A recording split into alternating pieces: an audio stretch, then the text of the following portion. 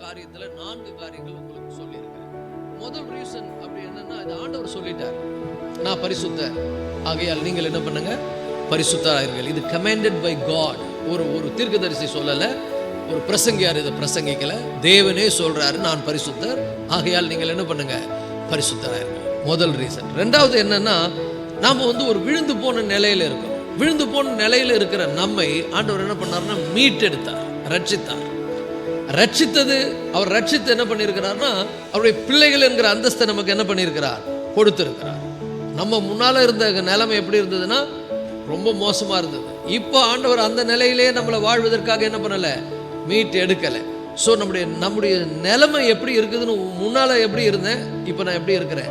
So second reason என்னன்னா, அவர் natural state is டிஃபில்ட்.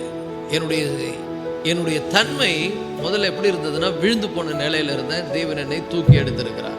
அதெல்லாம் அதை பற்றி நம்ம நிறைய சொல்லியிருக்கிறோம். அதுக்கப்புறம் நம்ம பார்த்தோம், தேவன் என்னோடு கிருபையின் உடன்படிக்கையை பண்ணியிருக்கிறார், நான் உடன்படிக்கையின் கீழே இருக்கிறேன். ஸோ கிருபையின் உடன்படிக்கையின் கீழே இருக்கிறதுனால நான் பரிசுத்தமாக தான் வாழணும். அந்த உடன்படிக்கையே அதுக்கு தான். அதை பற்றியும் நம்ம பார்த்தோம். நான்காவது என்ன பார்த்தோம்னு சொன்னால், தெரிந்து கொள்ளப்பட்டிருக்கிறோம் நம்ம. அதாவது பியூரிட்டி, பரிசுத்தமாய் வாழ்வதற்கென்றே தெரிந்து கொள்ளப்பட்டிருக்கிறோம். அப்ப தெரிந்து கொள்ளப்பட்டதனுடைய end of the election is purity. நான் ஏன் தெரிந்து கொள்ளப்பட்டேனோ அதனுடைய முடிவு என்ன, நான் பரிசுத்தமா வாழணும், எல்லாவற்றிலும் பரிசுத்தமா இருக்கணும். அதான் இன்னொரு இடத்துல ஆண்டவர் சொல்றார், நான் பரிசுத்தர், ஆகையால் நீங்கள் உங்கள் நடக்கைகள் எல்லாவற்றிலும் பரிசுத்தராயிருங்கள். அப்போ ரொம்ப நம்ம நம்முடைய தெரிந்து கொள்ளப்பட்டிருக்கிறது அதற்காக. கடைசியாக நம்ம இப்போ ஒரு சில விஷயத்தை மட்டும், கடைசி point purity is the end of redemption.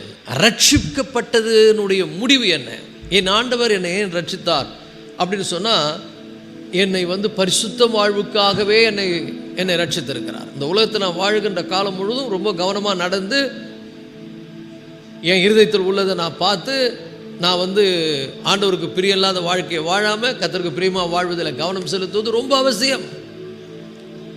அவர் என்னை கிருபையாய் ரட்சித்திருக்கிறார். அவர் என்னை ரட்சித்தது நான் ரொம்ப உத்தமனாக வாழ்ந்ததுனால, நான் ரொம்ப நல்லவனாக இருந்ததுனால அல்ல, அதுதான் கிருபை. இந்த உலகத்தில் எத்தனையோ பேர் இருக்கும்போது தேவன் என்னை அவருடைய கிருபையினால் என்ன பண்ணியிருக்கிறார், ரிடீம்டு. நான் மீட்கப்பட்டு உலகத்தில் இருந்தாலும் உலகத்துக்குரியவன் அல்ல அப்படிங்கிற ஒரு நிலையில என்னை கொண்டு வந்திருக்கிறார். தீத்துக்கு எழுதின புஸ்தகம் 2ஆம் அதிகாரம் 14ஆம் வசனத்தில் அப்போஸ்தலனாகிய பவுல் அதை ரொம்ப அழகாக சொல்றார். தீத்துக்கு எழுதின புஸ்தகம் 2ஆம் அதிகாரம் 14ஆம் வசனம். அவர் நம்மை சகல அக்கிரமங்கள் நின்று மீட்டுக்கொண்டு தமக்குரிய சொந்த ஜனங்களாகவும், நல்லா புரிந்து கொள்ளுங்கள், அவர் நம்மை சகல அக்கிரமங்கள் நின்று மீட்டுக்கொண்டு தமக்குரிய சொந்த ஜனங்களாகவும். நம்ம யாருங்க, அக்கிரமங்கள் இருந்து மீட்கப்பட்டிருக்கிறோம். மறுபடியும் அக்கிரம வாழ்க்கைக்கு போகக்கூடாது. அவர் தம்முடைய சொந்த ஜனங்களாகவும் மீட்டுக்கொண்டு தமக்குரிய சொந்த ஜனங்களாகவும் நற்கிரியைகளை செய்ய பக்தி வைராக்கியம் உள்ளவர்களாகும். அப்போ நம்ம நல்ல கிரியைகளை தான் செய்யணும், தீமையான கிரியைகளை செய்யவே கூடாது. ஏன்னா அவர் என்னை சகல அக்கிரமங்களிலிருந்தும் மீட்டு கொண்டிருக்கிறார். எதற்காக, அவருடைய பிள்ளையாய் தமக்குரிய ஜனமாய் சொந்த ஜனங்களாக இருக்கிறதற்காக. அப்போ நான் அவருடைய சொந்த ஜனமாய் இருந்தால் நான் என்ன பண்ணணும், நற்கிரிகளை செய்ய பக்தி வைராக்கியம் உள்ளவர்களாக நம்மை சுத்திகரிக்கும்படி. அப்போ ஒவ்வொரு நாளும் நான் காலையில் ஆண்டவர் எனக்கு ஒரு புதிய நாளை கொடுத்திருக்கிறார். அது கிருபையாய் நம்ம கொடுத்திருக்கிறார். அவருடைய தயவுனால இன்னைக்கு இந்த உலகத்தில் வாழ நம்மை அனுமதித்திருக்கிறார். கொஞ்சம் யோசித்து பாருங்க, நேற்று வாழ்ந்த எத்தனையோ பேர் இன்னைக்கு இல்லை. ஆனால் நாம வாழ்ந்து கொண்டிருக்கிறோம். எதற்காகனா ஆண்டவர் கிருபையா இந்த நாளை கொடுத்திருக்கிறார். அப்போ அவருக்கு நன்றி உள்ளவர்களாய் வாழணும், அவருக்கு பயப்படணும். அவர் அன்புள்ளவர் தான். அவர் அன்புள்ளவராக இருக்கிறதுனால ஏன் இஷ்டப்படி நான் வாழக்கூடாது? அவர் இரக்கம் காண்பிக்கிறவர் தான், அதனால நான் ஏன் இஷ்டப்படி வாழக்கூடாது? அந்த இரக்கத்துக்கு நான் என்ன பண்ணணும்? ரெஸ்பான்ஸ் பண்ணணும். அவருடைய இரக்கத்தை நான் ஆனர் பண்ணணும். அதுக்கு நான் நன்றி உள்ளவனாக இருக்கணும். நான் தகுதியற்ற என்னை, தகுதியே இல்லாத என்னை அவருடைய சொந்த ஜனம் என்கிற ஒரு அந்தஸ்தை எனக்கு கொடுத்து எல்லா அக்கிரமங்களையும் என்னை விட்டு நீக்கி என்னை மீட்டெடுத்திருக்கிறார் என்று சொன்னால் அதற்கு பாத்திரமாய் நான் என்ன பண்ணணும்? நடக்க வேண்டும். அப்போ எப்படி நடக்கணும்? சுத்திகரித்து கொண்டு. அப்படின்னா என்ன அர்த்தம்? ஒவ்வொரு நாளும் நான் ரொம்ப கவனமாக வாழணும். நான் மீட்கப்பட்டவன், நான் தேவனுடைய பிள்ளை, அவருடைய சொந்த ஜனம். அப்போ நான் கவனமாக வாழணும். பாவத்தை சும்மா போய் அப்படியே விரும்பி அதை போய் செய்யக்கூடாது. சில நேரங்களில் பாவம் நம்மளை அறியாமல் நமக்குள்ளே வந்துடும், சோதிக்கப்படுவோம். பிசாசு ஆதாமை ஏவாளை சோதித்தது போல நம்மை சோதிப்பான். எல்லாரும் இந்த உலகத்தில் பிறக்கிற அத்தனை பேரும் சோதிக்கப்படுவார்கள். ஆனால் நல்லா புரிந்து கொள்ளுங்கள், அந்த சோதனையை நம்ம என்ன பண்ணணும்? ஜெயிக்க வேண்டும். அந்த சோதனையில் நம்ம ப்ரூவ் பண்ணி காமிக்கணும், நான் அவருடைய சொந்த ஜனம், நான் ரட்சிக்கப்பட்டிருக்கிறேன், நான் மீட்கப்பட்டிருக்கிறேன், நான் பரிசுத்தமாய் சுத்திகரிக்கப்பட்டவர்களாய் வாழ்வதற்காக என்ன பண்ணியிருக்கிறேன்? மீட்கப்பட்டிருக்கிறேன் என்பதை ப்ரூவ் பண்ணுவதற்கு தான் சோதனைகள் வருகிறது. கண்களின் இச்சைகளுக்கு விலகி ஓடுவது, மாம்சத்தின் இச்சைகளுக்கு விலகி ஓடுவது, அசுத்தமான காரியங்களுக்கு விலகி ஓடுவது. சாயந்தரத்தில் அருமையான ஒரு பிரசங்கம், ஒரு சப்ஜெக்டை பேசி கொண்டிருக்கிறோம், ஏனோக்கை போல தேவனோடு வாழ்வது. போன வார செய்தி யூடியூப்ல இருக்கு, கேளுங்க.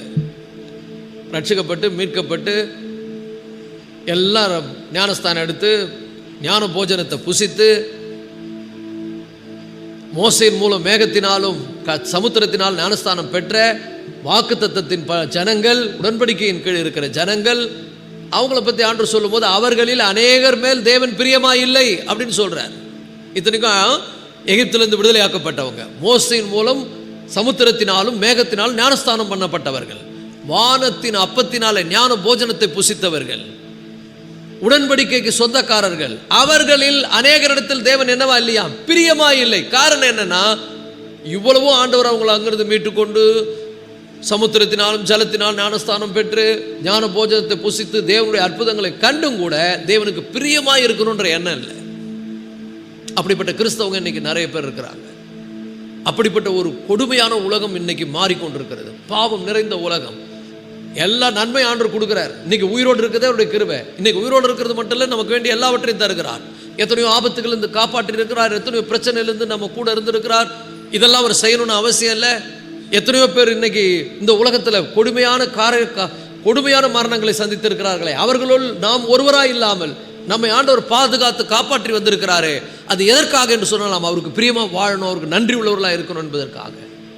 அப்போ இந்த உலகத்தில் நம்ம வாழும்போது ஒன்றை புரிந்து கொள்ளணும். இந்த வார்த்தையில் ஆண்டவர் நமக்கு வலியுறுத்தி சொல்லுகிறார், அவர் நம்மை சகல அக்கிரமங்கள் நின்று மீட்டுக்கொண்டு தமக்குரிய சொந்த ஜனங்களாகவும் நற்கிரிகளை செய்ய பக்தி வைராக்கியம் உள்ளவர்களாகவும். நல்லா புரிந்து கொள்ளுங்கள், நற்கிரிகளை செய்ய பக்தி வைராக்கியம். இந்த உலகத்தில் நிறைய மதங்கள் இருக்கிறது.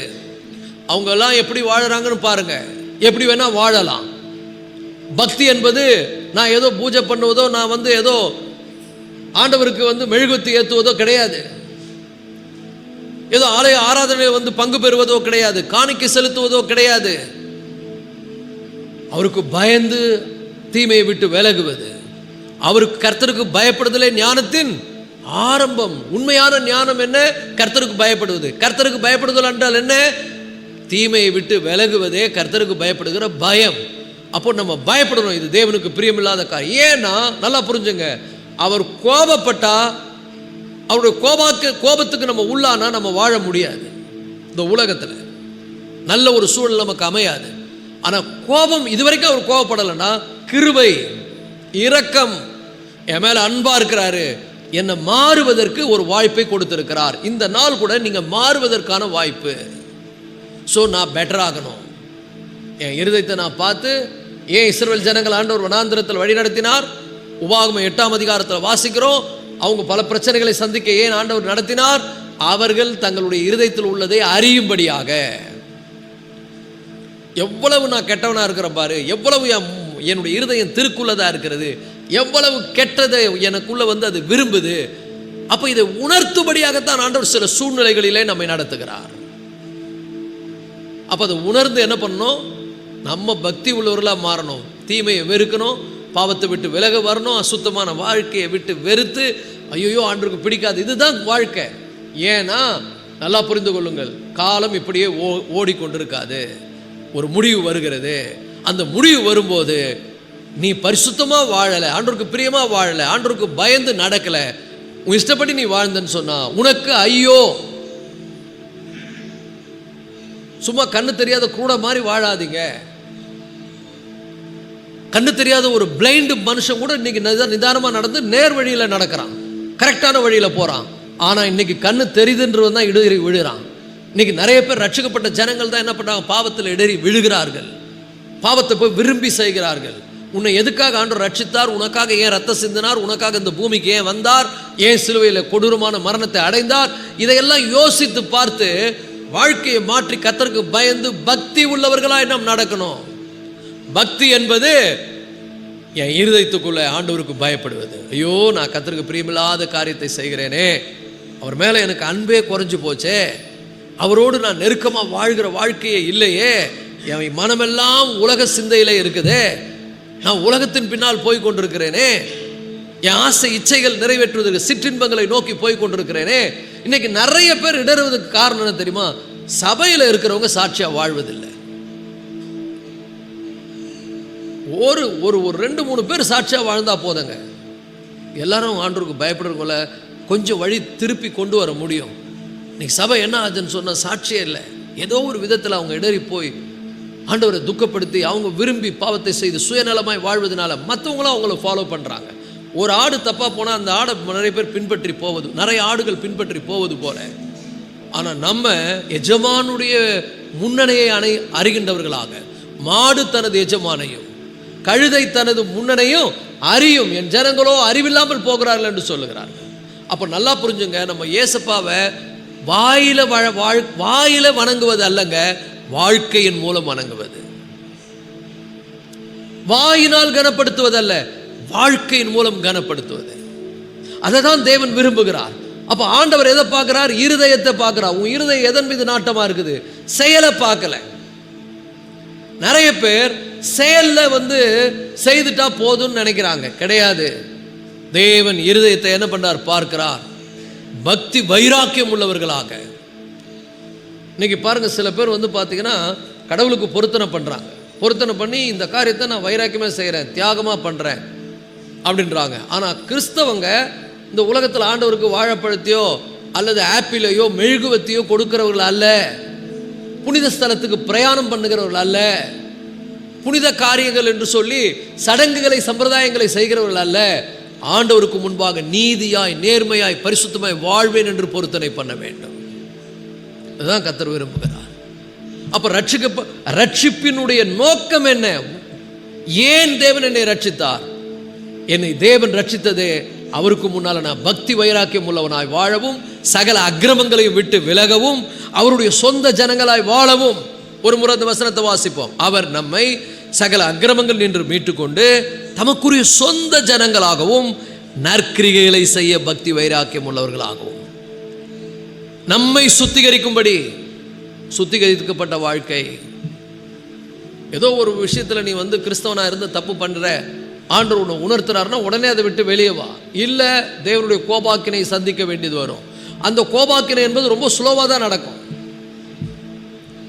எப்படி நம்ம மேலே இரக்கம் காமிக்கிறதுக்கு ஆண்டவர் நீடிய டைம் எடுத்துக்கிறாரு, ரொம்ப நேரம் கொடுப்பார் இரக்கத்துக்கு. அவருடைய இரக்கம் நித்தம் நித்தம். இன்னைக்கு கூட நம்ம ரொம்ப பர்ஃபெக்ட்ன்றதுனால இல்லை, அவருடைய கிருபை. இன்னைக்கு என் பிள்ளைங்க உணர்வாங்க, இன்னைக்கு என் பிள்ளைங்க மாற்றிக்கொள்வாங்க. ஆனால் கோபப்பட ஆரம்பிச்சார்னா நீ தாங்க மாட்டீங்க.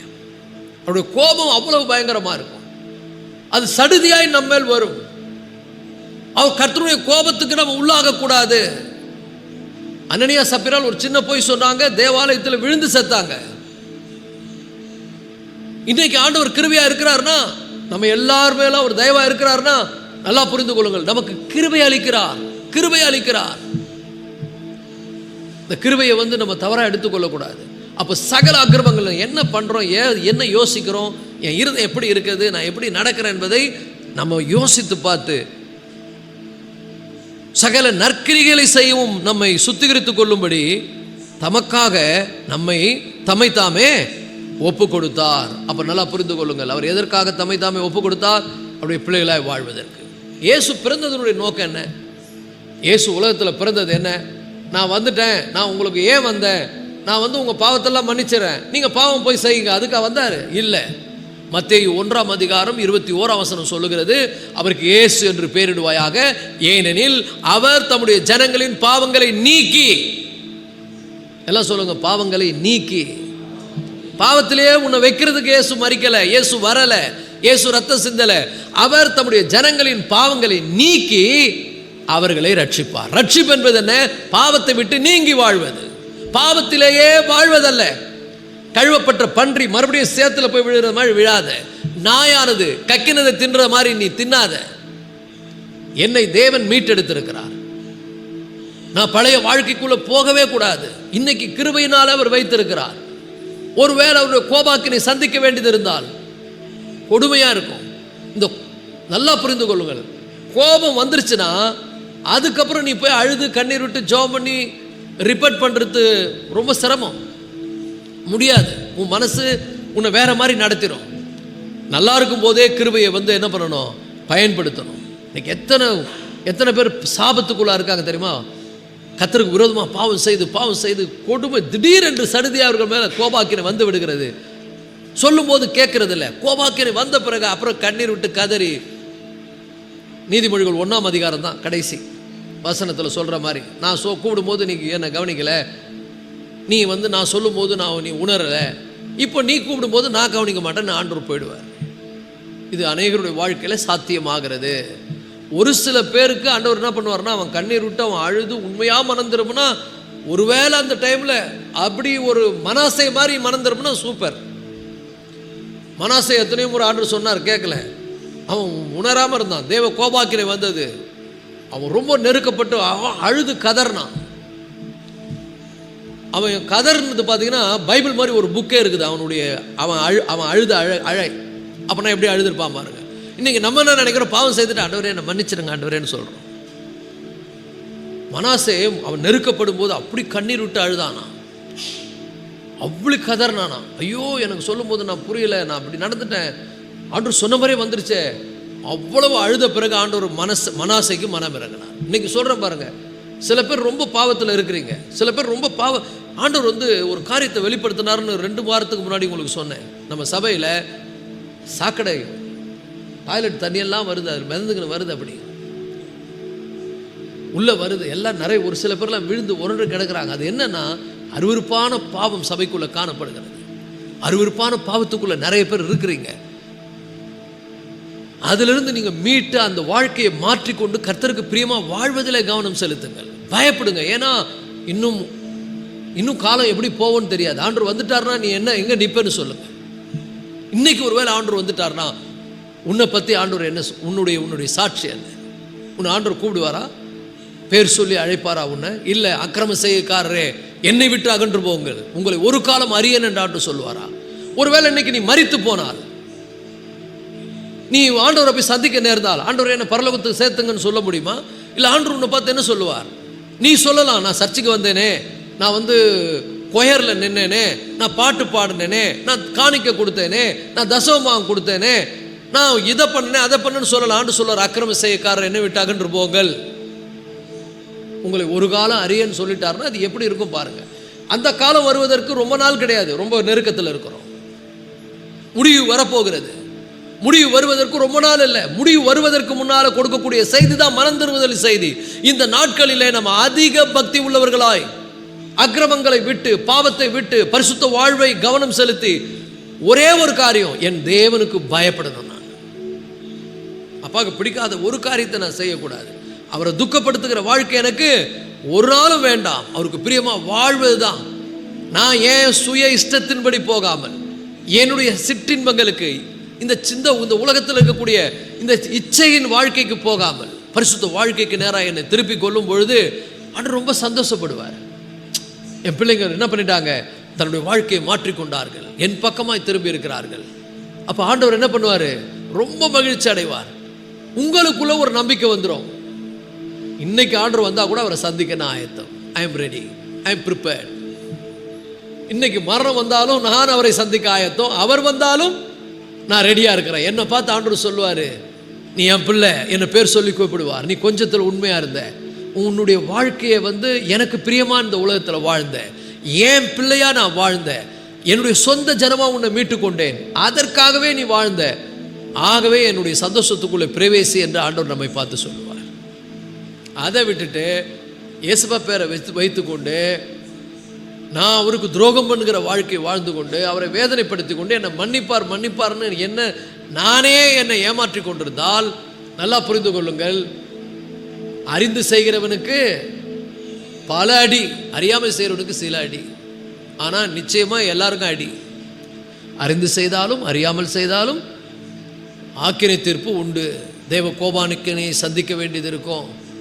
இன்றைக்கே உலகத்தில் நிறைய பேர் கோபாக்கினையின் பாத்திரத்தை குடித்து கொண்டிருக்கிறார்கள். ஆகவே கர்த்தருடைய பிள்ளைகளே, நாம் நம்முடைய வாழ்க்கையை மாற்றிக்கொள்வது ரொம்ப ரொம்ப அவசியம்.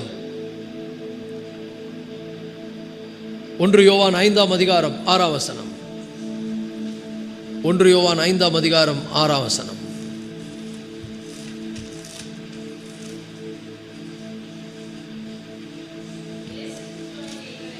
இயேசு கிறிஸ்துவாகிய இவரே ஜலத்தினாலும் இரத்தத்தினாலும் வந்தவர். ஜலத்தினாலே மாத்திரமல்ல, ஜலத்தினாலும் இரத்தத்தினாலும் வந்தவர். ஆவியானவர் சத்தியமாகையால் ஆவியானவரே சாட்சி கொடுக்கிறவர். ஒரு அல்லேலூயா சொல்லுவோமா? அப்ப இயேசு கிறிஸ்துவை விழாவில் குத்தும் போது ரத்தமும் ஜலமும் வந்தது. இரத்தத்தினாலும் ஜலத்தினாலும் வந்தார். அவர் நம்மேல் தன்னுடைய அவர் பரிசுத்த ஜலத்தை தெளிப்பார். அவருடைய இரத்தத்தினாலே நம்மை மீட்டிருக்கிறார். இரத்தத்தை தெளித்தார். வசனம் என்கிற தண்ணீர் மூலம் நம்முடைய வாழ்க்கை என்ன பண்ணுகிறார்? சுத்திகரிக்கிறார். நம்ம சுத்திகரிக்கப்பட்டவர்கள். பாவத்தை விரும்பி பாவத்துக்கு பின்னால ஓடுவதை நிறுத்தணும். பாவத்தை நோக்கி நம்ம மனசு இழுக்கப்பட்டால் அது என்ன அறிகுறினா, பிசாசு என்ன வஞ்சிக்கிறதுக்கான அறிகுறி. அப்ப நான் ஜாக்கிரதையா இருக்கணும். அப்படி ஒரு எண்ணங்களும் அப்படி ஒரு உணர்வுகளும் நமக்கு இருந்தால் ஆண்டவருடைய சமூகத்தில் போய் அவருடைய இரத்தத்தினாலே நாம் கழுவப்படணும். அவர் இரத்தத்தினால் இந்த உலகத்துக்கு வந்ததனுடைய நோக்கம் என்ன? தம்முடைய இரத்தத்தினாலே நம்மை மீட்டுக்கொள்ளும்படியாக. இரத்தம் சிந்துதல் இல்லாமல் பாவம் மன்னிப்பு இல்லை. நாம் அவருடைய இரத்தத்தினால் என்ன பண்ணப்பட்டிருக்கிறோம்? மீட்கப்பட்டிருக்கிறோம். மீட்கப்பட்டவர்களாய் நடந்து கொள்ளணும். ஒருபோதும் பாவ வாழ்க்கைக்குள்ள ஓடுவதை நாம் விரும்பக்கூடாது. பாவத்தை விட்டு விலகி இருப்பதை தான் நம்ம என்ன பண்ணணும்? நடத்தும். நம்ம மனசில் அது ஆணியாய் அதை பதிந்து கொள்ள வேண்டும். இப்போ அடுத்த காரியத்துக்காக நம்ம போக போகிறோம்.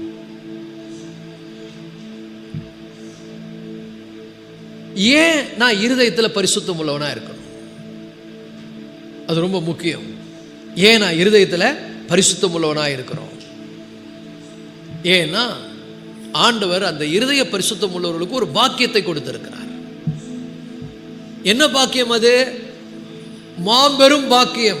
அது எப்படிலாம் அந்த பாக்கியத்தை நம்ம அனுபவிக்க போறோம்? அது என்ன பாக்கியம்? இருதயத்தில் சுத்தம் உள்ளவர்கள் பாக்கியவான்கள். எல்லாம் சொல்லுங்க, இருதயத்தில் சுத்தம் உள்ளவர்கள். நல்ல வாயை திறந்து வாய் விட்டு ஆண்டவருடைய வார்த்தையை சொல்லுங்க. இருதயத்தில் சுத்தம் உள்ளவர்கள் பாக்கியவான்கள், அவர்கள் தேவனை தரிசிப்பார்கள். இது புறம்பான பக்தி உள்ளவர்களுக்கு அல்ல, வெளிப்புறமான பக்தி உள்ளவர்களுக்கு அல்ல, வெளிப்புறமான சுத்தமா இருக்கிற மாதிரி காமிக்கிறவர்களுக்கு அல்ல, இருதயத்தில் சுத்தம் உள்ளவர்களுக்கு. ஒரு ஆமீன் சொல்லுவோமா?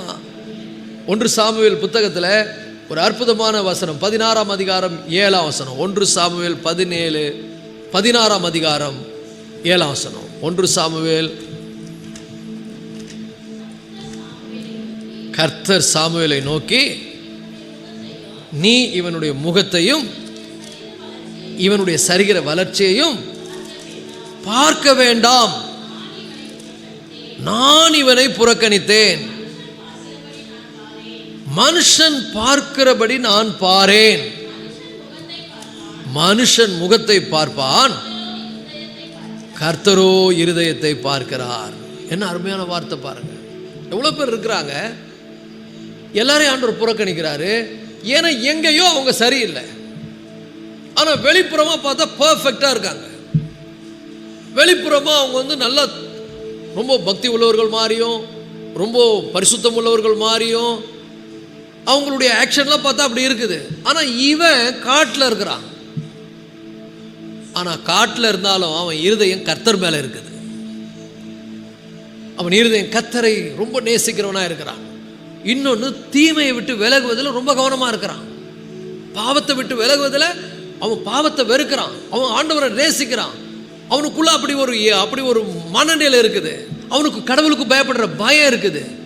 ஸோ அவனுக்குள்ள பயம், கர்த்தருக்கு பயப்படுற பயம் இருக்குது. பாவத்தை வெறுக்கிறான். அவனுடைய இருதயம் கர்த்தரை நாடுகிறது.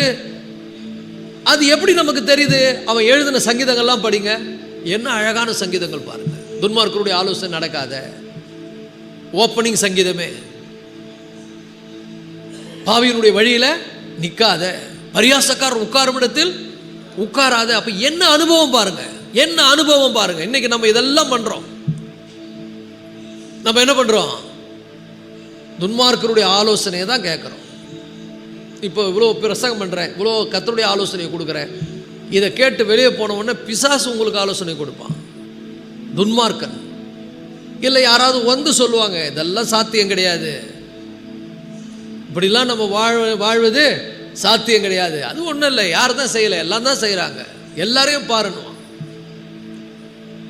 ஆனால் தாவீதுனுடைய அனுபவம் பாருங்க, துன்மார்க்கருடைய ஆலோசனை என்ன பண்ணாத, நடக்காத. பாவிகளுடைய வழியில் நில்லாத. அப்படின்னா அர்த்தம், பாவம் செய்வதற்கு அவர்களோடு கூட வழியில் என்ன பண்ணாத, அவங்க வழியில போய் நிற்காத.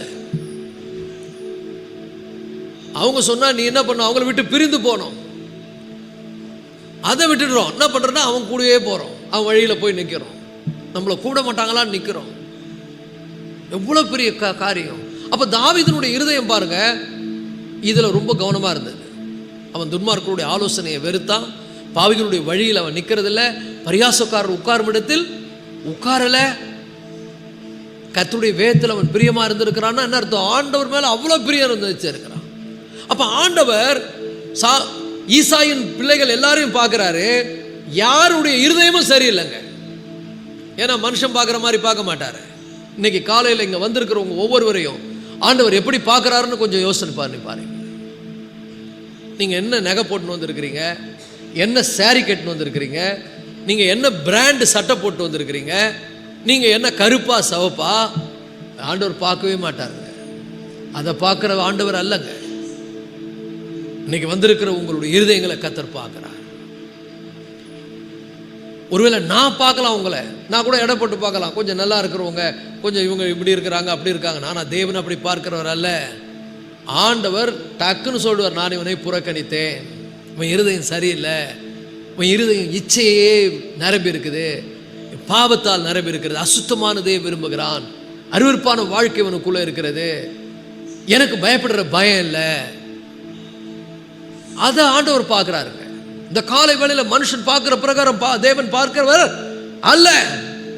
இந்த வசனத்தில் ரொம்ப தெளிவா சொல்லுகிறார், நீ இவனுடைய முகத்தையும் இவனுடைய சரீர வளர்ச்சியும் பார்க்க வேண்டாம், நான் இவனை. இந்த வார்த்தை ஆண்டவர் நமக்கு சொன்னா எப்படி இருக்கும் பாருங்க. உங்களை பார்த்து, நீ என்ன பிராண்டு போட்டுன்னு வந்திருக்கிற, என்ன சென்ட் போட்டுன்னு வந்திருக்கிற, எவ்வளோ அழகா இருக்கிற, நீ கருப்பா சவப்பா, நீ எப்படி இருக்கிற, அப்படி இல்லை. நீ வெளிப்புறமா எப்படி நல்லா வர்ஷிப் பண்றியா, வெளிப்புறமா எவ்வளோ காணிக்க கொடுக்குற, வெளிப்புறமா என்ன பண்ற, இதெல்லாம் பார்க்கறது இல்லை. ஒருத்தங்கிட்ட காணிக்க வாங்குறதுக்கு முன்னால, அந்த காணிக்கையை கர்த்தர் அங்கீகரிக்கிறதுக்கு முன்னால அவனை அங்கீகரிக்கணும். காயினும் காணிக்க கொண்டு வந்தான், அவன் சும்மா கொண்டு வரல, கொண்டு வந்தான். ஆபேலும் காணிக்க கொண்டு வந்தான். இருதயத்தை பார்க்கிற கர்த்தர் இருதயத்தை பார்க்கிறார். இன்னைக்கு காணிக்க கொடுக்கறதுனால கர்த்தரை சந்தோஷப்படுத்தலாம் நினைக்காத. நான் தசமமா கொடுக்கறதுனாலையோ, நான் பில்டிங் ஃபண்டு கொடுக்கறதுனாலையோ, கொடுக்கறதுக்கு முன்னால கர்த்தர் உன் இருதயத்தை என்ன இருதயத்தோடு கொடுக்குற. உன் இருதயம் எப்படி கொடுக்குது? வஞ்சனையோடு கொடுக்குதா? உன் இருதயம் எனக்கு முன்னால் காணிக்கை கொண்டு வரும்போது உன் இருதயம் எப்படி இருக்குது? அப்போ எது முக்கியம்? ரெண்டுமே முக்கியம்.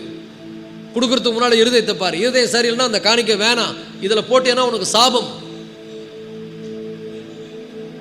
அப்போ கொடுக்கறதுக்கு முன்னாடி எப்படி இருக்கணும்? இருதயம் சுத்தமாக இருக்கணும். ஆண்டவர் காயினையும் அவனுடைய காணிக்கைகளையும் புறக்கணித்தார். ஏன்னா அவன் இருதயம் சரியில்லை. பொறாமையும் வஞ்சனையும் கசப்பும் வைராக்கியமும் பகையும் வெறுப்புணர்வும் உள்ள இருக்குது.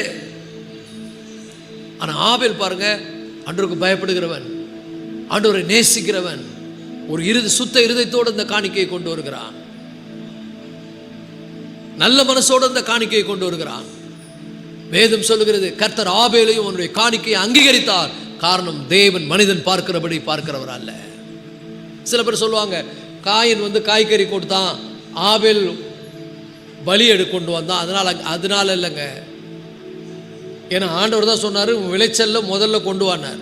நல்லா புரிஞ்சுங்க. இருதயத்தை பார்க்கிறவர் இருதயத்தை பார்த்தா அக்செப்ட் பண்ணுவார். நீ கொடுக்கிற காணிக்கை உனக்கு ஆசீர்வாதமாக இருக்கணும்னா சுத்த மனசாட்சி, ரொம்ப பரிசுத்தமாக ஆண்டவருக்கு சாட்சியாக இருக்கணும், கர்த்தருக்கு பயப்படணும், ஆண்டவரை கனப்படுத்துகிற வாழ்க்கை வாழணும். அப்போ தான் அந்த காணிக்கை வேல்யூ, அதுக்கான பலன் உங்களுக்கு கிடைக்கும். நீ எல்லாத்தையும் வச்சுக்கின்னு ஆண்டவருக்கு லஞ்சம் கொடுக்க முடியாது, ஆண்டவரை கன்வின்ஸ் பண்ண முடியாது. ஆண்டவர் எங்க நேரடியாக பார்க்கிறவர்? மனுஷன் பார்க்கிற பிரகாரமாய் பார்க்கிறவர் அல்ல, மனிதன் முகத்தை பார்க்கிறான், தேவனோ இருதயங்களை பார்க்கிறவர். அப்போ ஆண்டவர் சொல்றாரு சாமுவேல்கிட்ட, நீ பார்க்கிற மாதிரி நான் பார்க்க மாட்டேன்றார். அப்போ என்ன? நல்லா புரிந்து கொள்ளுங்கள். வெளிப்புறமான எதையும் கர்த்தர் பார்த்து ஏமாற மாட்டார். எதை பார்க்கிறாரு? இருதயத்தை பார்க்கிறார். அதனால இருதயத்தை சுத்தப்படுத்துவது அவசியம். இருதயத்தில் சுத்தமுள்ளவர்கள் பாக்கியவான்கள், அவர்கள் தேவனை தரிசிப்பார்கள். ஹல்லேலூயா. நீங்க எல்லாம் இயேசுப்பாவுடைய பிள்ளைங்க, அவரை பின்பற்றுகிறவர்கள். இயேசுப்பா கூட 12 பேர் இருந்தாங்க. 12 பேரையும் ஆண்டவருக்கு தெரியும் யார் யார் எப்படி என்ன. இன்னைக்கு பின்பற்ற எல்லாரையும் ஆண்டவருக்கு தெரியும். இந்த சபைக்கு வந்திருக்கிறவங்க அத்தனை பேரையும் ஆண்டவருக்கு தெரியும். உங்களை பேர் பேரா ஆண்டவர் பார்க்கிறார். அதே நேரத்தில் உங்க இருதயத்தையும் பார்க்கிறார். இன்னைக்கு இந்த ஆலயத்துக்கு வந்திருக்கிற உங்களுடைய இந்த ஆலயத்துக்கு வந்திருப்பது ஆசீர்வாதமா இருக்கணும்னா கர்த்தருக்கு பயப்படுங்க.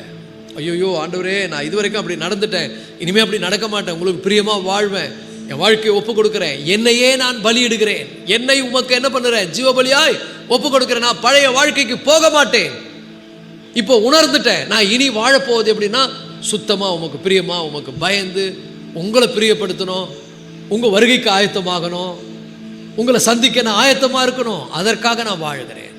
அல்லேலூயா. பக்கத்தில் பார்த்து கேளுங்க, அவரை சந்திக்க ரெடியா இருக்கிறியா? அவர் வந்துட்டாருன்னா எங்க மூஞ்ச வச்சுன்னு இருப்பேன்? உள்ள என்னென்ன வச்சிருக்கிற நீ? பெருமை, போராமை, கசப்பு, இச்சை, அருவருப்பான காரியம், ஆண்டு மேலே பிரிய மேலே எப்படி சந்திப்பே அவரை சந்திக்க முடியுமா? ஒருவேளை இன்னைக்கு ஏதோ ஒரு விதத்தில் டக்குன்னு நீ அவரை சந்திக்க வேண்டிய சூழ்நிலை வந்துருச்சுன்னு வச்சுக்கோ, அவர் வருத்தம் இருக்கட்டும், நீ அவரை சந்திக்க வேண்டிய சூழ்நிலை வந்ததுன்னு வச்சுக்கோ, அவரை போய் சந்திக்கிறதுக்கு நீ தயாராக இருக்கிறியா? உன் இருதயம் கர்த்தருக்கு முன்னால் நிலைவரப்பட்டிருக்கிறதா? இல்லை ஆண்டவர் உன்னை புறக்கணித்தன்னு சொல்வாரா? இல்லை உன்னை பார்த்து ஆண்டு சொல்ல எனக்கு பிரியமான பிள்ளைன்னு சொல்வாரா? அதை யோசித்து பாருங்கள். இருதயத்தை சுத்திகரித்துக் கொள்ளுங்கள். கடைசி காலத்தில் இருக்கிறோம், நெருக்கமான காலத்தில் இருக்கிறோம், கர்த்தருடைய வருகையின் காலத்தில் இருக்கிறோம். எல்லாமே வேற மாதிரி போயிட்டு இருக்குது. உலகம் ஆண்டு சொன்ன மாதிரி நடந்து கொண்டிருக்கிறது. இனியும் இந்த வார்த்தையை கேட்டு உன் இருதயத்தை நீ கடினப்படுத்தினா ரத்தப்பழி என் மேலே கிடையாது, உன் மேலே. ஏன்னா நான் எல்லாத்தையும் ஆண்டு எனக்கு சொல்றதை நான் தெளிவாக சொல்லிட்டேன். ஆகவே கர்த்தருடைய பிள்ளைகளை அது மிக மிக முக்கியம். ஸோ ஏன் இருதயத்தில் ரொம்ப நான் பரிசுத்தமாக இருக்கணும் என்பதற்கு ஒரு சில காரியங்களை, ஒரு சில குறிப்புகளை நான் உங்களுக்கு சொல்ல விரும்புகிறேன். மத்தேயு எழுதின சுவிசேஷம் 23ஆம் அதிகாரம். எல்லாரும் உங்கள் வேத புத்தகத்தை மத்தேயுக்கு திருப்புங்க. பைபிள் இல்லாதவங்க பின்னாடி ஒரு பைபிள் இருக்குது, பின்னாடி நிறைய பேர் பைபிளை விட்டு போயிருக்காங்க, எடுத்துங்க, உங்களுக்கு தான். நீங்கள் வீட்டுக்கு கூட எடுத்துன்னு போயிடலாம். யாருன்னா பைபிளை விட்டு போனாங்கன்னா இங்கே ஒரு 3 வாரம் டைம், அதுக்குள்ளே அவங்க எடுத்துடணும், இல்லைன்னா அதை யாருக்காவது கொடுத்துருவோம். 23ஆம் அதிகாரம் 25, 27, 25லேருந்து நான் படிக்கிறேன். மாயக்காரராகிய வேத பாரகரே, பரிசேயரே, உங்களுக்கு ஐயோ. பாருங்க, ஐயோன்னா என்னது? அவ்வளோதான். ஐயோ, நீ கோபாக்கினை சந்திக்க போறன்னு அர்த்தம். மாயக்காரராகிய வேத பாரகரே, பரிசேயரே, உங்களுக்கு ஐயோ. யார் இந்த மாயக்காரர், வேத பாரகர்? இவங்க சர்ச்சு உள்ள இருந்தவங்க. ஆண்டவர் வெளியில இருக்கிறவங்கள பத்தி பேசல, உள்ள இருக்கிறவங்கள பத்தி பேசுறார். ஏன் இவங்க மாயக்காரர்கள்? ஏன் இவங்க மாயக்காரர்னா, உள்ள இருக்கிறாங்க ஆனா வேஷம் போடுறாங்க. வேத பாரகர் யார்? வேதத்தை ரொம்ப கருத்தா வாசித்தவங்க, ஆனா அதன்படி நடக்காதவங்க.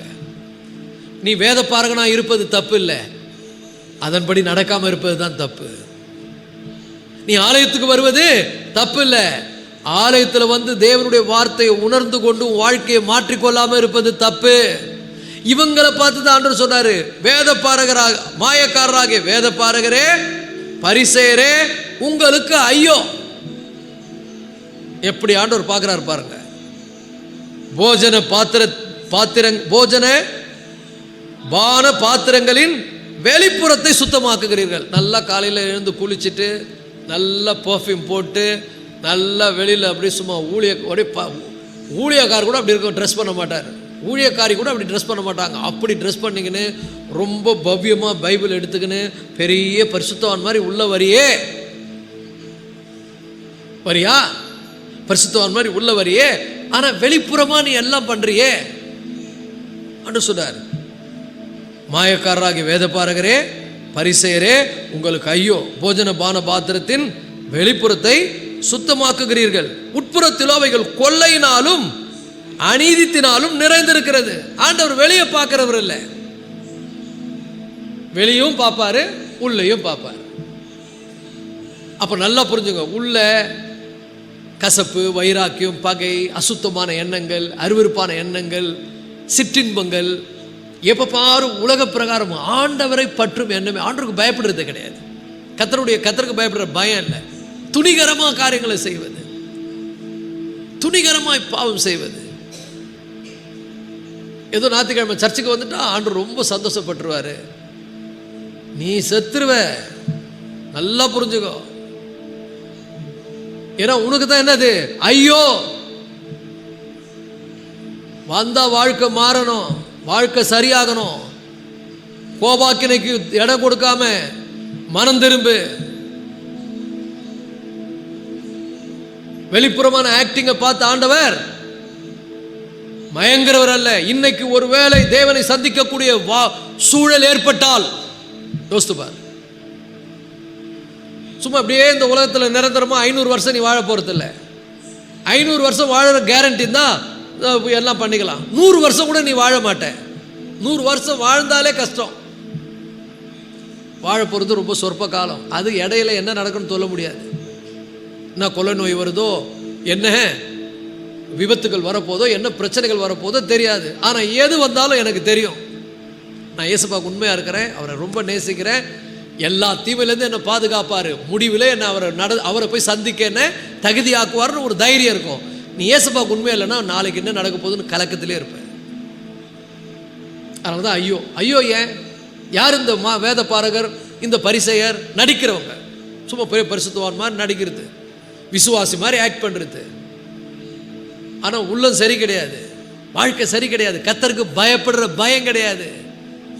ஐயோ இது என் தேவனுக்கு பிடிக்காதே, ஞானம் கிடையாது, தீமையை விட்டு விலகுவதே கர்த்தருக்கு பயப்படுற பயம், அது கிடையாது, உணர்வு கிடையாது. எல்லா பாவத்தையும் ஆவலோடு நடப்பிப்பது. கடவுள் எங்க இருக்கிறார் பார்த்துக்கலாம், கடவுள் எப்போ வருவார் பார்த்துக்கலாம். கிருபை இருக்குது, கிருபை எல்லா நேரத்திலும் செல்லாது. ஒரு கிருபைக்கு ஆண்டவர் ஒரு டைம் வச்சிருக்கிறார். கிருபையை புறக்கணிச்சு நீ வாழ்ந்தேன்னா அந்த கிருபை உனக்கு என்ன ஆகாது, கை கொடுக்காது. ஒரு குறிப்பிட்ட காலம் வரைக்கும் தான் கிருபை. கிருபையை நீ என்ன பண்ணாத, தவறா பயன்படுத்தாத.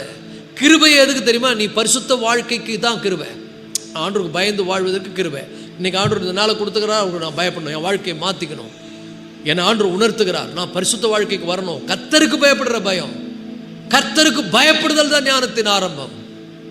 சும்மா பாவத்தில் வாழ்ந்தேன்னா சாபத்துக்குள்ளே போயிடுவேன். போய் பாரு எவ்வளோ பேர் சாபத்தில் இன்னும் இருக்கிறாங்க. நிம்மதி இல்லாமல் வாழுகிறார்கள், சந்தோஷம் இல்லாமல் வாழ்கிறாங்க, விரத்தியில் இருக்கிறாங்க.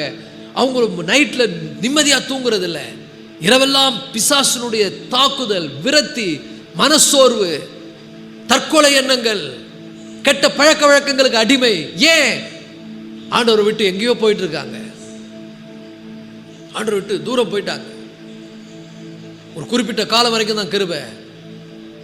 இந்த கிருபையை நீ புறக்கணித்து புறக்கணித்து புறக்கணித்து உணர்வு இல்லாம அசுத்தமான வாழ்க்கை அவளோடு நீ வாழ்வாயானால் அன்னைக்கு கத்தி கதறி பிரயோஜனம் இல்லை. இன்றே ரட்சணிய நாள், இன்றே அனுகிரக காலம். வனாந்திரத்தில் கோபம் மூட்டினது போலவும் சோதனை நாளில் நடந்தது போலவும் உங்கள் இருதயத்தை என்ன பண்ணாதீங்க, கடினப்படுத்தாதிருங்கள். இருதயத்தில் சுத்தம் உள்ளவர்கள் தான் பாக்கியவான்கள். அப்ப இருதயம் ஆண்டவர் பார்க்கிறார். எனக்கு பயப்படுற பயம் அங்க இருக்குதா? ஐயோ, என்னுடைய வாழ்க்கையில நான் இப்படி வாழ்வதனால ஆண்டவர் வேதனைப்படுவார் என்ற ஒரு உணர்வு இருக்குதா?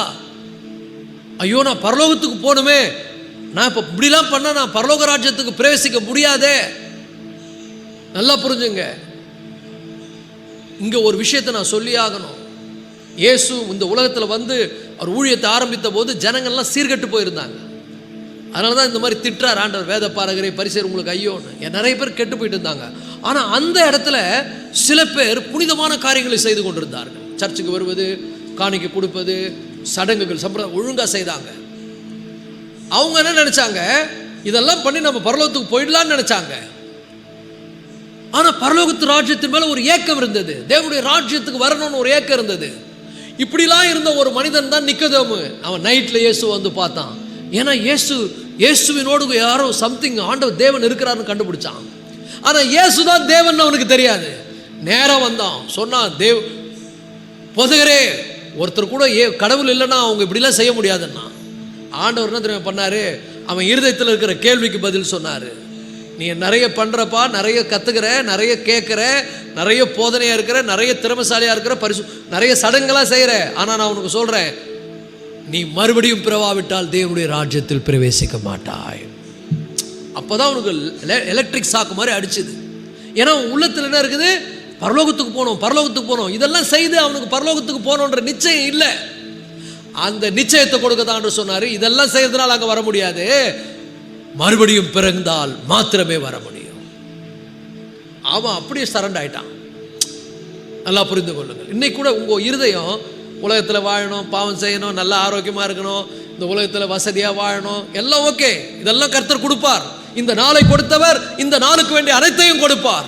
ஆனால் இது ரொம்ப நாள் போகாது. ஒரு நாள் இந்த உலகத்தை விட்டு நம்ம போக வேண்டியது வரும். அப்போ இதெல்லாம் செல்லாது. அப்போ அதுக்கு முன்னால் இந்த உலகத்தினுடைய இருக்கும்போதே என் ஏக்கம் என்ன? நான் பரிசுத்தமாக வாழணும், ஆண்டவருடைய பிள்ளையாக வாழணும், தேவனுடைய ராஜ்யத்துக்கு போகணும், அவரை சந்திக்க நான் ஆயத்தமாகணும். இதை போதிக்கிறதே கிடையாது. உலகத்தில் நல்லா இருக்கணும், செழிப்பா. என்ன பண்ணுற? வாழ்க்கை எப்படி இருக்குது? கர்த்தருக்கு பயப்படுற பயம் இருக்குதா? பாவத்தை விட்டு விலகி இருக்கிறியா? அசுத்தமானதை விட்டு விலகி இருக்கிறியா? அருவருப்பான வாழ்க்கையை விட்டு விலகி இருக்கிறியா? இல்லையே. அப்ப மனிதன் உலகம் முழுவதும் ஆதாயப்படுத்தினாலும் தன் ஆத்துமாவை நஷ்டப்படுத்தினால் அதனால் அவனுக்கு லாபம் என்ன? அப்ப நல்லா புரிந்து கொள்ளுங்கள். கர்த்தருக்கு பயப்படுற பயம், அவரை சந்திக்க வேண்டும் என்கிற உணர்வு, அவரை சந்திக்கும் போது நான் அவருக்கு பிரியமா நான் இருந்திருக்கணும். இந்த நிச்சயம், ஐயோ நான் ரட்சிக்கப்பட்டிருக்கேன்னா படலையா, என் ரட்சிப்பை பற்றி நான் யோசிக்கிறேன், ஏன்னா நான் சரியில்லையே. இன்னைக்கு நிறைய பேர் ரட்சிக்கப்பட்ட நினைச்சுட்டு இருக்கிறாங்க. ஏன்னா அவங்க நினைக்கிறாங்க ஞானஸ்தானம் ரட்சிப்புன்னு. ஞானஸ்தானம் ரட்சிப்பாகாது. சில பேர் நினைக்கிறாங்க சபையில் நம்பர் ஆயிட்டா ரட்சிப்புன்னு. அது ரட்சிப்பாகாது.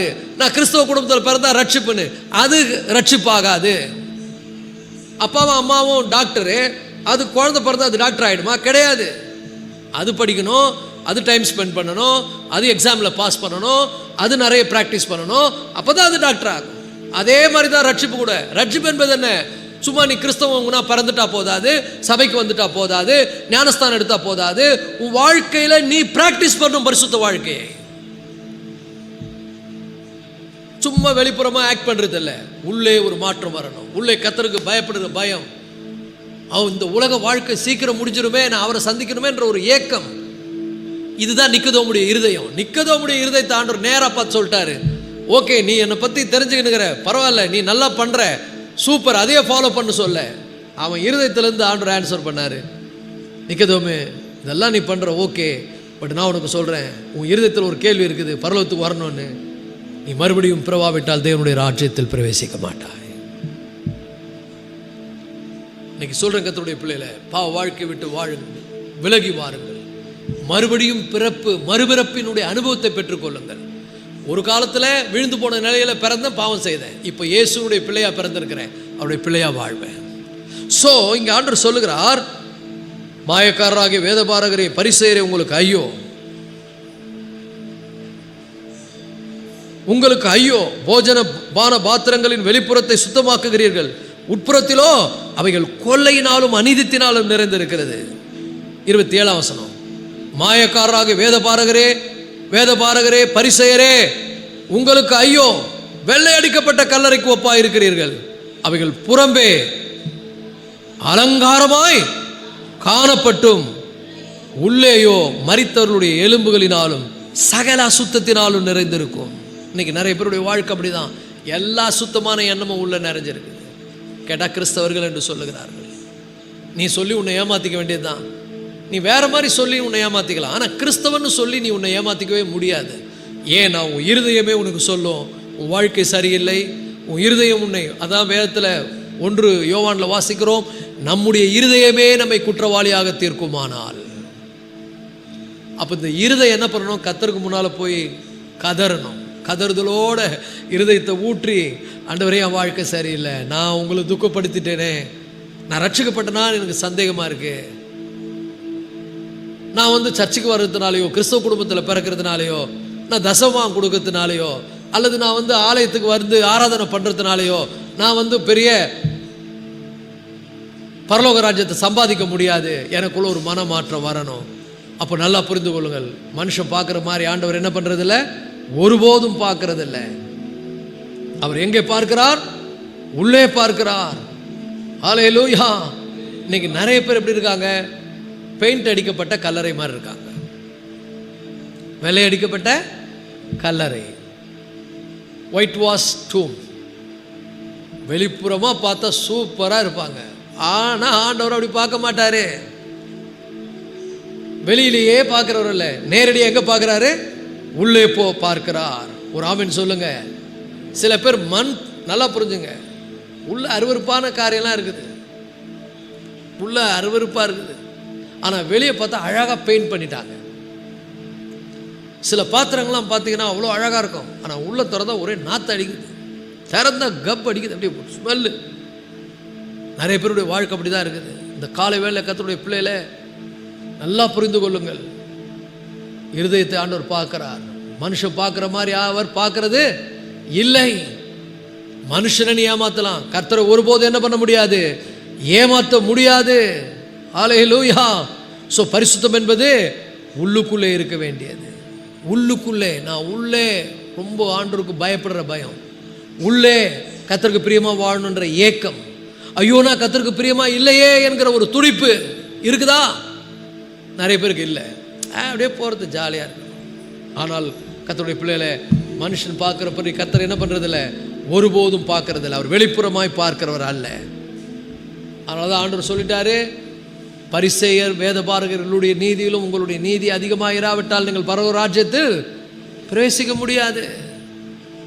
பரலோக ராஜ்யத்துக்கு வரணும்னா உள்ளே ஒரு கர்த்தருக்கு பயப்படுற பயம், உள்ளே ஐயோ நான் இப்படி இருக்கிறேன்ற ஒரு ஏக்கம், உள்ளே ஐயோ நான் சரியில்லையே ஆண்டவரே நான் இப்படிலாம் என்னுடைய மனசுல எண்ணங்கள் வருதே அப்படின்ற ஒரு உணர்வு, அவருக்கு பிரியமா வாழ என்கிற ஏக்கம், இதுதான் நம்மளை எங்க கொண்டு போகும், பரலோக ராஜ்யத்துக்கு கொண்டு போகும். ஹல்லேலூயா. இந்த காலை வேளையில கர்த்தருடைய பிள்ளையில இதை உணர்ந்து கொண்டவர்கள் பாக்கியவான்கள். இன்னைக்கு இதை உணர்ந்து நீங்க மனம் திரும்பினா இது ஒரு வாய்ப்பு உங்களுக்கு. இன்னைக்கு ஒரு நாளை கர்த்தர் கொடுத்திருக்கிறார், இன்னைக்கு நம்ம நல்லா இருக்கிறோம், இனி வரும் காலம் எப்படி இருக்குன்னு சொல்ல முடியாது. இன்றைய இரவு அல்லது இன்னைக்கு இப்போ சபை முடிஞ்ச உடனே ஆண்டவர் வந்துட்டார்னா எத்தனை பேர் தயாராக இருக்கீங்க? ஐயோ ஆண்டவரே நல்ல வேலை வந்துட்டீங்க ஆண்டவரே, நான் சர்ச்சுக்கு வந்தேன் என்னை ஏற்றுங்கன்னு சொல்லுவீங்களா? ஆண்டவர் சொல்லுவார், இல்லை இல்லை சர்ச்சுக்கு வந்ததெல்லாம் இருக்கட்டும், உள்ளத்தை பாருன்னு ஆண்டவர் பார்ப்பார். நான் உன்னை புறக்கணித்தேன்டுவார். அப்போ நல்லா புரிஞ்சுங்க, இப்போவே இந்த டைம் கிடைக்காது, இன்றே ரட்சணை நாள், இப்போவே மனம் திரும்பிடணும், இப்போவே உணர்வு அடையணும், இப்போவே ஆண்டவர்கிட்ட ரிப்பெண்ட் பண்ணணும். ஆண்டவர்கிட்ட சொல்லிடணும், ஆண்டவரே உமக்கு பயப்படுற பயத்தை கொடுங்க. நான் துன்மார்க்கருடைய ஆலோசனை நடக்க மாட்டேன், பாவிகளுடைய வழியில் நிற்க மாட்டேன், பரியாசக்காரர் உட்காரும் இடத்துல உட்கார மாட்டேன், உண்மை சந்திக்க நான் ப்ரிப்பேர் ஆகிறேன், என்னை அர்ப்பணிக்கிறேன். எல்லாரும் எழுந்திருந்த ஆண்டு சமூகத்தில் ஒரு பாரத்தோடு, ஒரு ஏக்கத்தோடு, ஒரு கதறுதலோடு ஆண்டவர்கிட்ட ஜெபம் பண்ணுவோமா? இந்த காலை வேளையில் கொஞ்சம் ஆண்டவருக்கு முன்னால் நம்மளை ஒப்பு கொடுத்து, தாவீதை போல ஈசோப்பினால் என்னை கழுவும், நான் இன்றே சுத்தமாவேன். ஆண்டவரே சுத்த இருதயத்தை என்னிலே சிருஷ்டியும். தாவீதினுடைய கதறுதல் நிலைவரமான ஆவியின் உள்ளத்தில் என்ன பண்ணும்? புதுப்பியும். ஹல்லேலூயா, ஹல்லேலூயா, ஹல்லேலூயா. இந்த காலை வேளையில கர்த்தருடைய பிள்ளைகளே, இந்த வாய்ப்பை பயன்படுத்திக் கொள்ளுங்கள். இந்த வாய்ப்பு இனி வருமா சொல்ல முடியாது. இனி இந்த வாய்ப்பு நமக்கு கிடைக்குமா என்று சொல்ல முடியாது. ஆண்டவர் மனிதன் பார்க்கிறவர் போல பார்க்கிறவர் அல்ல. ஒருவேளை மனிதன் பார்க்கிறவர் போல அவர் பார்க்கிறவர் இருந்தால் நம்ம அவரை ஏமாத்திடலாம். ஆனால் அவர் நேரடியாக இருதயத்தை பார்க்கிறவர். அவருக்கு பயப்படுகிற பெரியோரையும் சிறியோரையும் அவர் ஆசீர்வதிக்கிறவர். அவருக்கு பயப்படுகிற பயம், அன்றுக்கு பிடிக்காத விஷயத்தை விட்டு விலகி ஓடுவது, அன்றுக்கு பிடிக்காத காரியங்களை அறவே வெறுப்பது. ஹல்லேலூயா, ஹல்லேலூயா. இந்த காலை வேளையில் அப்பா உமக்கு பிரியமானதை செய்ய எனக்கு போதித்தருளும்னு தாவீது அதுக்கு தான் ஜெபம் பண்ணான். இன்னைக்கு நம்ம ஜெபம் பண்ணுவோம், ஆண்டவரே உமக்கு பிரியமானதை செய்ய எனக்கு கற்றுத்தாரும், ஆண்டவரே உமக்கு பிரியமானதை செய்ய எனக்கு கற்றுத்தாரும். ஹல்லேலூயா. சுத்த இருதயத்தை நிலை சிருஷ்டியும், நிலைவரமான ஆவியின் உள்ளத்தில் புதுப்பியும், ரட்சிப்பின் சந்தோஷத்தினால் என்னை நிரப்பும். நான் உங்க பிள்ளை என்கிற அந்த உணர்வு எனக்குள்ள அதிகமாய் உண்டாகட்டும் அப்பா. ஓ ஹல்லேலூயா, ஹல்லேலூயா. இந்த காலை வேளையில் ஆண்டவரே எங்கள் குறைவுகள், குற்றங்கள், அசுத்தமான காரியங்கள், அருவருப்பான ஜீவியங்கள் எங்களை விட்டு விலகி போகட்டும் ஆண்டவரே. சாப வாழ்க்கை வேண்டாம் ஆண்டவரே. சத்தியத்துக்கு கீழ்ப்படிந்து சத்தியத்தில் நடக்கத்தக்கதாக கர்த்தர் எங்களை பலப்படுத்துவீராக ஆண்டவரே, எங்களை பலப்படுத்துவீராக ஆண்டவரே. ஹல்லேலூயா, ஹல்லேலூயா. இந்த சபையை பரிசுத்தப்படுத்துங்க ஆண்டவரே. இந்த சபையில் இருக்கக்கூடிய ஒவ்வொரு பிள்ளைகளுக்குள்ளும் உணர்வு உண்டாகட்டும் ஆண்டவரே. கர்த்தரை ஆண்டவரே அப்பா தேடுகிற காலம் இது. கர்த்தரை கண்டடையத்தக்க சமயத்தில் அவரை தேடுங்கள். துன்மார்க்கன் தன் வழியையும் அக்கிரமக்காரன் தன் நினைவுகளையும் விட்டு கர்த்தரிடத்தில் திரும்ப கடவன். உன் நினைவெல்லாம் விட்டு, நினைக்கிற நினைப்பெல்லாம் கெட்டு போயிடும். உன் நினைப்பு உன்னை ஏமாத்தும். நீ கற்பனை பண்ணலாம். ஆனால் ஆண்டவர் சொல்லுகிறார், துன்மார்க்கன் தன் வழியையும் அக்கிரமக்காரன் தன் நினைவுகளையும் விட்டு கர்த்தரிடத்தில் திரும்ப கடவன், அவர் அவன் மேல் மனதுருகுவார். இன்னைக்கு ஆண்டவரிடத்தில் அவருடைய மனதுருக்கத்தை பெற்றுக்கொள்ளும்படியாக மனம் திரும்புவோமா? ஹல்லேலூயா. அந்த காலை வேளையில் ஆண்டவரே, ஆண்டவரே சபையை சுத்திகரிங்க ஆண்டவரே, சபையை சுத்திகரிங்க ஆண்டவரே. நறுங்குண்டதும் நொறுங்குண்டதுமான இருதயத்தை நீங்க புறக்கணிக்க மாட்டீங்களே. தங்களுடைய அவல நிலையை நினைத்து நறுங்குண்டு வந்திருக்கிற பிள்ளைகள், நொறுங்குண்டு வந்திருக்கிற பிள்ளைகள், தங்களுடைய இழி நிலையை நினைத்து ஐயோ நான் ஆண்டவரை துக்கப்படுத்தி கொண்டிருக்கிறேனே, ஐயோ நான் ஆண்டவருக்கு பிரியமில்லாத ஒரு காரியத்தை செய்து கொண்டிருக்கிறேனே, நான் ஆண்டவரை வேதனைப்படுத்தி கொண்டிருக்கிறேனே, தன் மனசுல வேதனைப்படுற பிள்ளைகளுடைய வேதனையை அறிந்து இன்றைக்கு அவர்களை சுத்திகரிங்க ஆண்டவரே. இன்றைக்கு எங்களை சுத்திகரிங்க ஆண்டவரே. இனி போதும் ஆண்டவரே, நாங்க உங்களை கோபப்படுத்தினது, உங்களை வேதனைப்படுத்தின வாழ்க்கைக்கு ஆண்டவரே நாங்க முற்றுப்புள்ளி வைக்கிறோம் ஆண்டவரே. இனி வாழும் காலங்கள் எல்லாம் உமக்கு பிரியமான விஷயங்களுக்கு கற்றுத்தாங்க ஆண்டவரே. நீங்க வாக்கு கொடுத்தது போல உம்முடைய கண்களை எங்கள் மேலே வைத்து எங்களுக்கு ஆலோசனை சொல்லும்படியாய் நாங்கள் ஜெபிக்கிறோம் ஆண்டவரே. நீர் எங்களுக்கு போதித்து நாங்கள் நடக்க வேண்டிய வழி எங்களுக்கு காட்டும்படியாய் நாங்கள் ஜெபிக்கிறோம் ஆண்டவரே. இந்த காலை வேளையில எங்களை அர்ப்பணிக்கிறோம் ஆண்டவரே, எங்களை அர்ப்பணிக்கிறோம். உம்முடைய கிருபையின் கரத்தில் எங்களை ஒப்பு கொடுக்கிறோம். இயேசு ரட்சகர் மூலம் வேண்டிக் கொள்கிறோம் நல்ல தகப்பனே, ஆமென். என் ஆத்துமாவே கர்த்தரை ஸ்தோத்திரி, முழு உள்ளமையோட பரிசுத்த நாமத்தை ஸ்தோத்திரி. என் ஆத்துமாவே கர்த்தரை ஸ்தோத்திரி, கர்த்தர் செய்த சகல உபகாரங்களையும் மறவாதே. ஆமென். நம்முடைய கர்த்தராகிய இயேசு கிறிஸ்துவின் கிருபையும் பிதாவாகிய தேவனுடைய அன்பும் பரிசுத்த ஆவியானவருடைய அன்யோன்ய ஐக்கியமும் சந்தோஷமும் சமாதானம் இப்போ